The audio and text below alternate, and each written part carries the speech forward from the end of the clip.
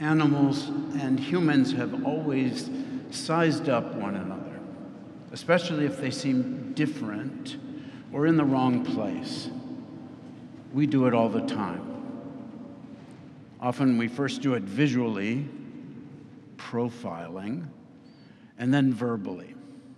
Friend or foe, who goes there? Or as Glenda famously asked Dorothy when she landed in the merry old land of Oz, are you a good witch or a bad witch? Each community or culture has its own way of checking you out and then welcoming you in or not. Each church, each workplace, each household has their own rubrics for checking people out. In the Acts of the Apostles, which we read during the Easter season often, we see the church trying to decide who's in and who's out. And today is the tail end of one of those crazy scenes where Peter, who's already had dreams and visions, and I think I know who's in the church and who isn't. I think we can have non-Jews and Jews together. And here he's almost there, and he's speaking to the crowd. And then today it says, while he's still speaking, the Spirit just comes and doesn't wait. We're always trying to catch up with the action of the Spirit, and we're often surprised because the Spirit lands on those whom we thought were definitely not in.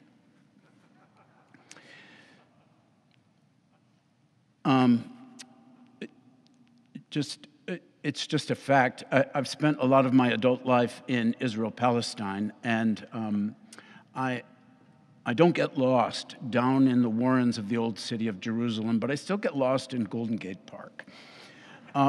So this thing about checking you out when you're in another place, when you walk in and sit down in a random barber shop in Nazareth or Bethlehem or in predominantly Palestinian Arab East Jerusalem, I know I'm being visually assessed immediately.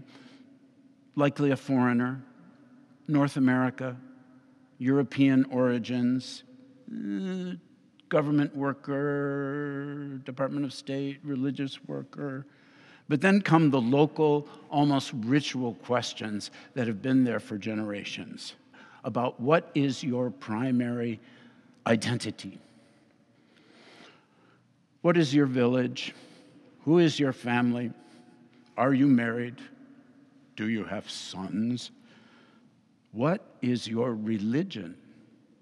What is your work? Madrid or Barcelona? They want to know which soccer team. This is a primary identity in that part of the world, your religion. In our culture, they don't ask you your religion until you're being admitted to the hospital or the cemetery. Checking people out is a deep survival instinct, but as we learned in our evolution, it can also bring an economic, friendship, or courtship benefit. So it's good to figure out as quickly and as accurately as possible who you're dealing with.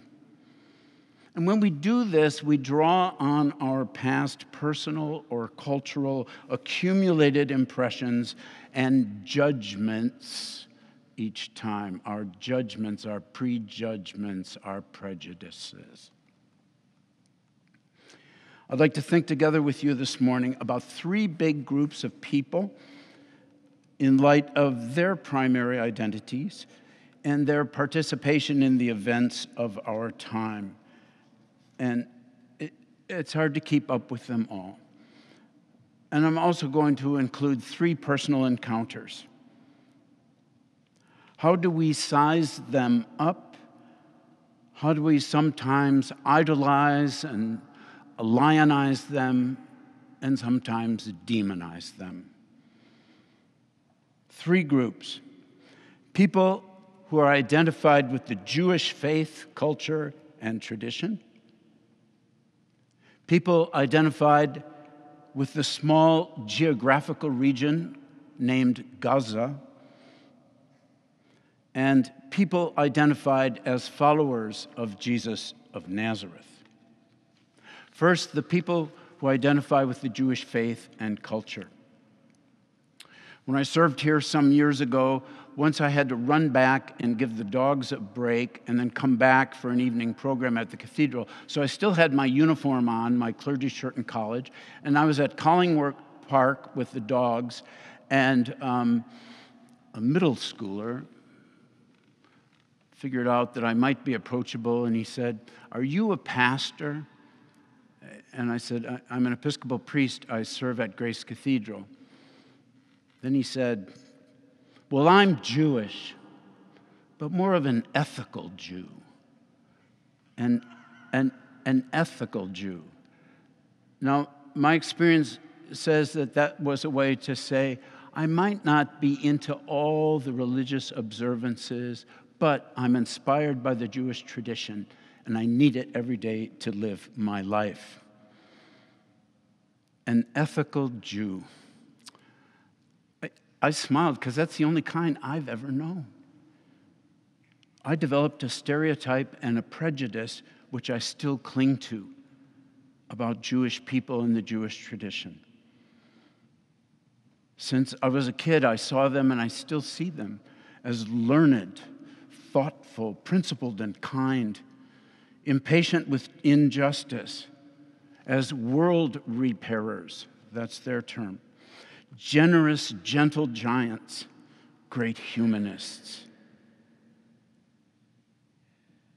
Ethical Jews, if we have to use that category, are particularly allied to the teaching and public witness of the great prophets in the Hebrew Bible and their subsequent community legacy. Their words and actions, the prophets, did not predict the future, but they critique the present with a certain urgency, a nudge to have a look at things right this minute in order to think and act morally and ethically. A life of just dealing, of welcoming and relieving, of feeding and advocating were some of the receipts from heeding the prophets. Jesus knew it. The broad, bright way of prophetic ethical Judaism had formed and continues to reform those of us who also dare to claim some of it. As I said, Jesus was in that tradition. Now, here's where we have a big problem. Our tradition, early on, names one of the closest followers of Jesus as the proximate cause of his execution by the occupying Roman military. The stories say Judas was paid by temple authorities to point out Jesus to the Roman police at a time and place that wouldn't cause a crowd surge.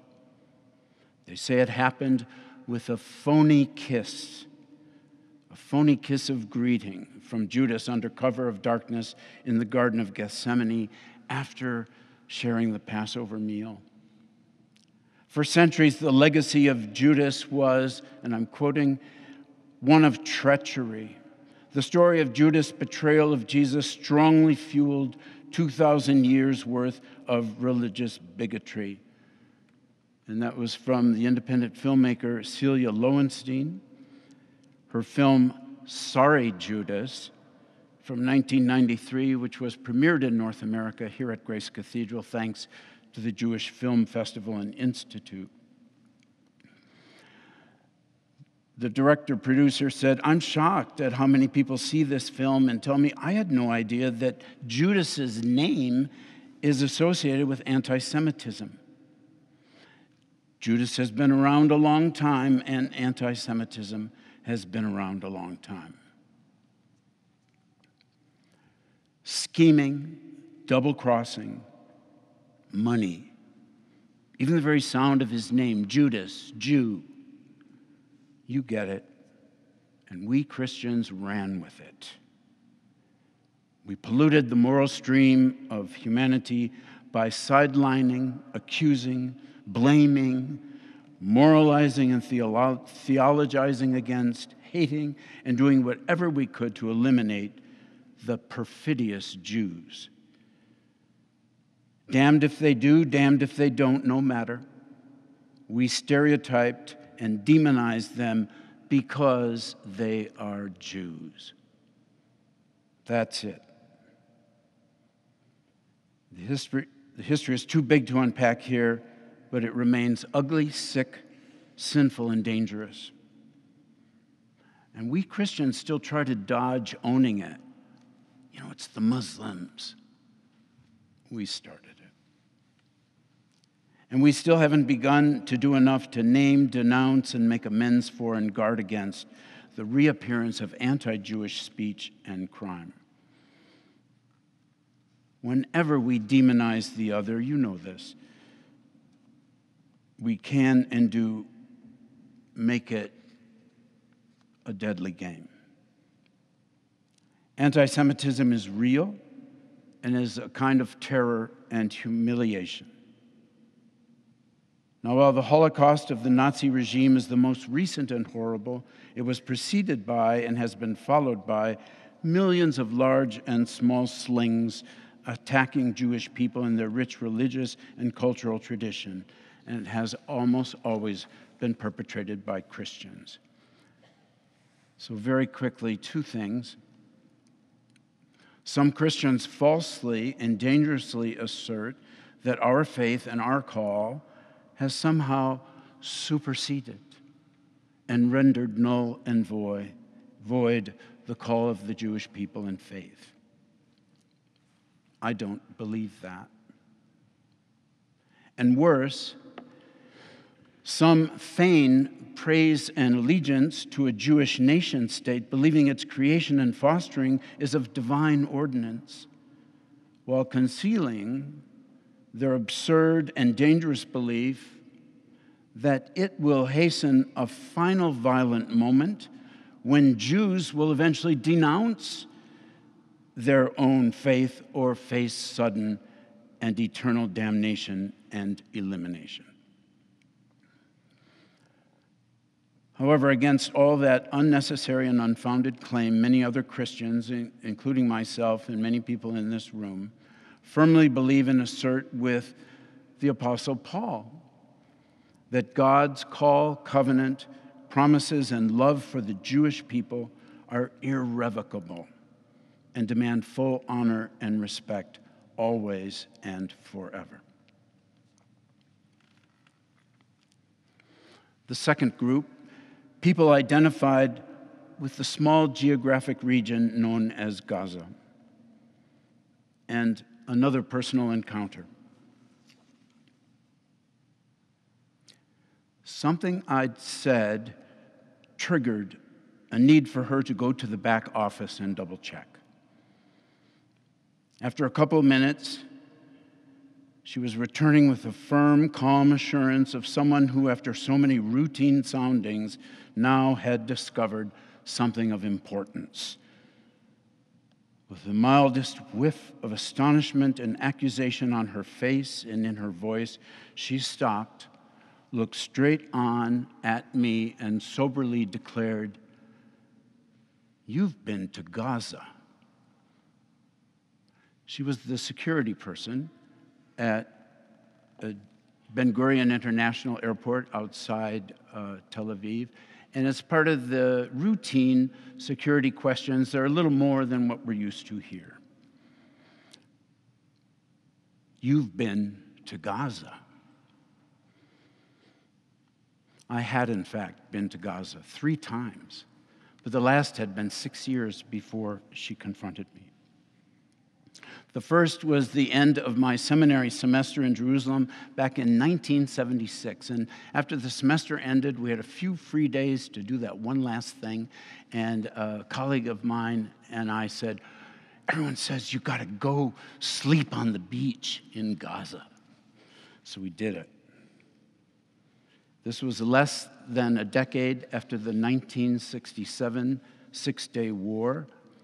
In that war, Israel suddenly found itself occupying the Golan Heights, the West Bank, and Gaza. Gaza was under Israeli control, but it wasn't as later cut off or isolated. Israel was like an absentee landlord. But some small experiments in moving in and establishing a Jewish-Israeli presence were beginning, and occupation and illegal settlement. And so the locals were a little more cautious than usual in sizing people up. The locals had been largely refugees displaced during the 1948 conflicts during the establishment of the State of Israel. So they're a little twitchy.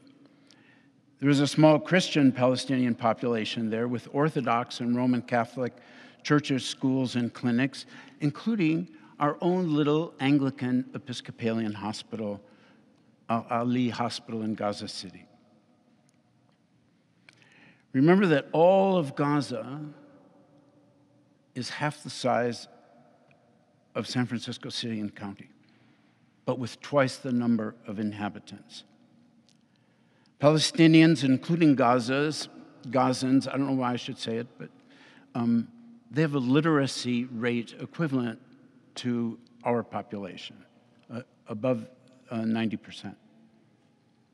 With 60% unemployment rate for Gaza youth, over the past 20 years, many of them have actually gone to university. There was nothing else to do, and also with the hopes of finding medical, tech, or financial careers abroad. It was always a hard scrabble life, but a beautiful life in a beautiful place.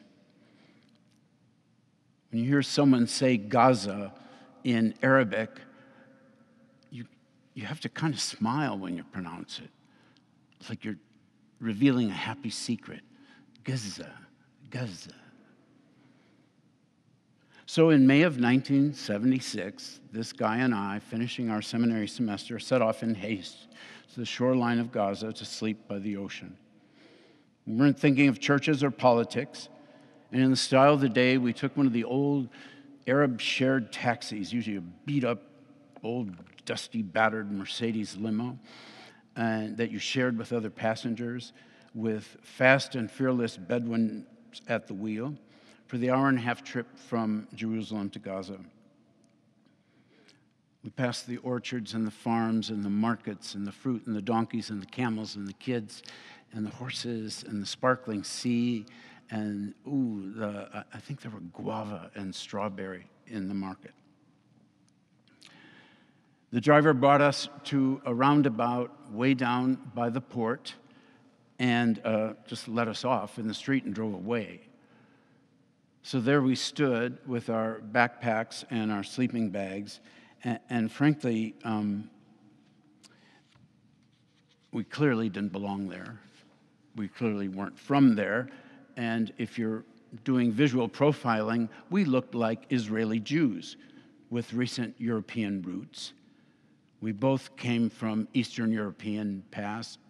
Stanger and Sobosinski was the other guy. So the locals began to size us up, and some big, tall Palestinian dudes at the cafe stared at us through their sunglasses. Then they put down their cigarettes and they strutted toward us. And they greeted us, not in their native Arabic or in our English, but in Hebrew, out of courtesy. Bavakasha. In that context, translated, can I help you? Do you know where you are? And we said, oh, we're Christians. We don't speak Hebrew.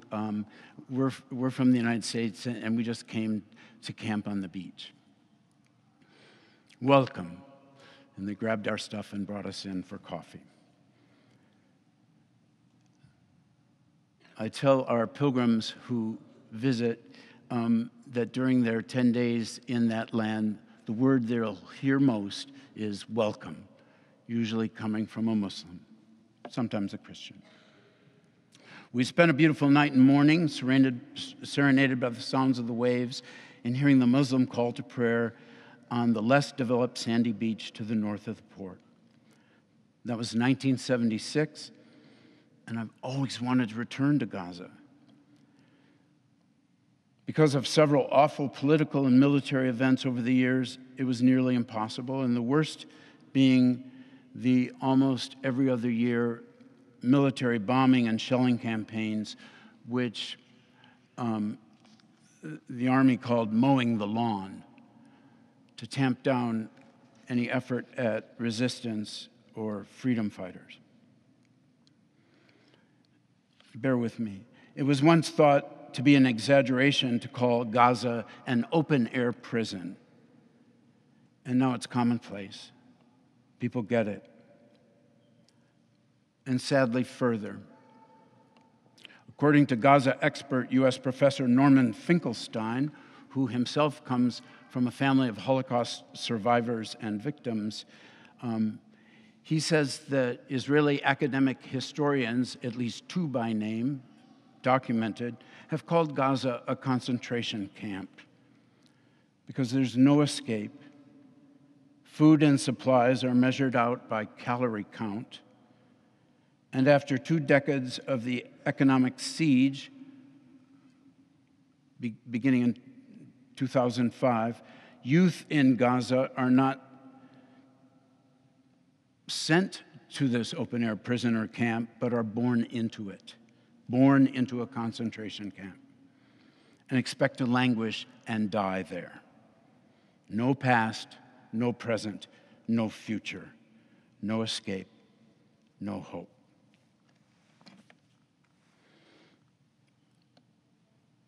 One night I dreamt I was in the air high over Gaza, over this beautiful place with its dense cities, green farms, and shining coast. And in the dream, I swear, there was a huge basket floating in the air. And from it were coming giant loaves of bread and big, shiny, plump fish showering down onto the green boulevards in the center of Gaza City. 20 years later, in 2003, I joined a 10-day seminar through our cathedral in Jerusalem because it included a 1-day visit to Gaza to see our hospital. And I couldn't wait the night before in Jerusalem to get ready for the Gaza Day tomorrow, and we got the call, we can't welcome you, there's been a bombing, and I'm sorry. In 2015, again through our cathedral in Jerusalem, I finally secured a permit to visit our hospital in Gaza. There, driving from the border, I saw the long corridors of bombed-out neighborhoods from the previous military mowing the lawn. And I got to see our church's hospital in action, including the social work department, where kids on butcher paper were drawing their vision of an ideal and beautiful Gaza next to their most recent memories of a bombed and bleeding Gaza. In the next room, their moms were working with a social worker. They were all in full Muslim modest dress, and they were all shaking out their trauma and their tension and being led in guided meditations. That was at our hospital, besides the burn unit and the cancer unit. That year, I came again on the same 3-month permit and was able to stay in the homes of families. I saw youth making something out of their lives, even though they didn't have work. I saw a horse club with horses, kind of nasty old ones, and a horse track, and kids around the periphery playing ping pong and chess. It reminded me of going to the YMCA as a kid, a place to gather. And I was introduced to parkour, that amazing sport of street athletics and street calisthenics, of great leaps and jumps. And the young guys in Gaza were doing that everywhere over bombed buildings and ruins and along the beautiful seashore. Now that Gaza is gone, it's gone. The streets and blocks of buildings are gone. The farms and gardens are gone. Most schools and all of the universities are gone, and you've heard about the hospitals. Our little one is still partially functioning. It's not as bad as you might think. Actually, it's much worse. Some of this comes, not all of it, but some of it comes from demonizing the other, calling those people animals or monsters. They are human. And on the other side, those who are, for whatever reason, bombing or shooting, they are not monsters. They're humans. And we humans always have agency and choice. We have minds and hearts and consciences. The first human failures in the Bible are first self-justification. She made me eat the apple. It's not my fault. And killing your brother. Cain, where's your brother? These were done by human decisions and acts.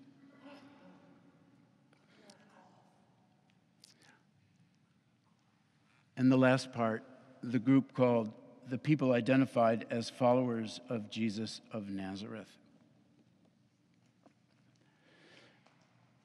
My whole life as a Christian, often heard of the Christian nonviolent movement or Christian pacifists. And it's kind of a flavor like Franciscan spirituality or Curcio. I think peacemaking and nonviolence is at the center of the gospel. We are not allowed to repay a wrong with more violence. We are not allowed to imagine a God who needs more blood because God is offended, because our God wishes us to have life in abundance. Violence is the world's way. These are not proof texts, but just little clues. Remember, heading toward Jerusalem from Galilee, some town doesn't receive Jesus and his message, and in fact, probably is harassing him. And the disciple says, should we call down power from heaven and blast them away? And Jesus says, I don't think so. God will handle this. And then more famously, in the Garden of Gethsemane, the night before Jesus is killed, Peter or somebody whacks off somebody's ear. And Jesus just says, no more of this. Cease fire. In these months, with all the confusing reports and all who did that and who started it and where this all came from, it's disappointing how few have had the courage to just say those two words, cease fire. We'll figure the rest out, but stop the killing now. The people who did say it were ethical Jews. Last fall, thousands of Jews marched in New York and Washington and elsewhere around the world, risking their family ties, their employment, their friendships by saying, this is what I signed up for, not in my name. The ones who called for a ceasefire were Jewish organizations, B'Tselem, Rabbis for Human Rights, Jewish Voice for Peace, brave rabbis, and more recently, brave university students and faculty who now are being hauled off and called anti-Semites.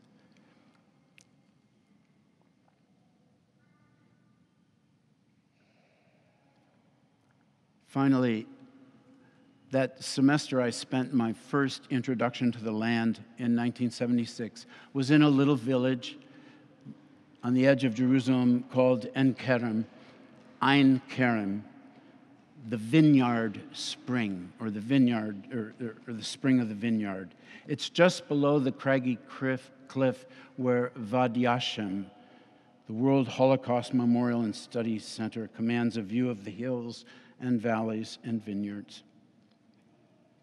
That place remembers the amazing story in Luke's Gospel of the destined and determined young Mary of Nazareth journeying about 5 days and nights to the hill country of Judea to pay a visit to her old great-auntie Elizabeth, who'd been married forever but never had kids. Their encounter is numinous. Both are pregnant by divine means. Senior citizen Elizabeth, almost 7 months in carrying John the Baptist, and teenaged Mary just beginning to show, pregnant with Jesus. We've always called the scene simply the visitation.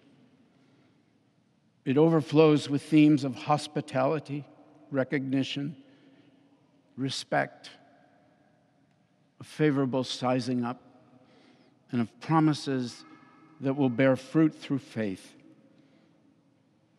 There's a modern bronze sculpture in the garden of the church, and it shows Elizabeth and Mary with faces joyful in greeting and their tummies almost touching. And you can almost hear John the Baptist and Jesus signaling to one another. There's a secret and mystical communication that began there and continues. While Peter was still speaking, the Spirit descended. Maybe things aren't always as good and hopeful as we think. Maybe they're better.